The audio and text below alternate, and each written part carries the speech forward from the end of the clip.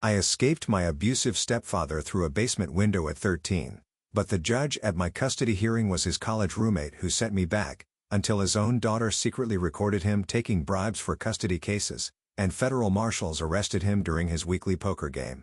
So I finally got justice, and my stepfather got 15 years, while I now help other kids document their abuse in the school library. I ran away when I was 13 and never looked back. My stepfather's punishment room was the basement storage area with concrete floors, no heat, and that musty smell of old boxes. That night, I'd broken his rule about doing homework after 9 p.m. I had a test the next day. I thought I was being careful. My desk lamp was almost off when I felt his hand grab my shoulder. "What part of lights out at 9 don't you understand?" His voice was quiet. That's what always scared me most. He never raised his voice. "I have a chemistry test," I whispered, already knowing it wouldn't matter. 3 days. No food, he said, squeezing my shoulder until I winced. "Maybe then you'll learn to manage your time better." He walked me to the basement and made me watch as he took my textbook and ripped out pages one by one.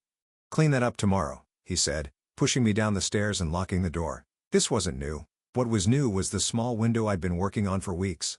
I'd been loosening the screws since the day he threw my mom down these same stairs, and she still told the neighbors she tripped. I knew then that nobody was going to help us. I waited until 3 a.m., listening for his breathing machine. Mom would be knocked out on her anxiety meds by now, her own way of coping. I pushed the window frame and felt it give way. Every creak made my heart pound. It was barely wide enough for my body. I pushed through, holding just my school backpack. Inside were clothes, my birth certificate I'd taken from Mom's filing cabinet, and the $280 I'd saved from tutoring kids at the library. Mrs. Tanaka paid me cash and never mentioned the bruises on my arms. I didn't go to any classmate's house since that would be too obvious. Instead, I went to school and found the broken gate behind the gym. I crawled into the equipment shed. I'd hidden a sleeping bag there the week before, just in case. For 2 weeks, I lived like this. I got to school before the janitors, washed up in the athletic locker room, went to all my classes, tutored more kids, found places to sleep. I kept my grades perfect, stayed invisible. Nobody noticed.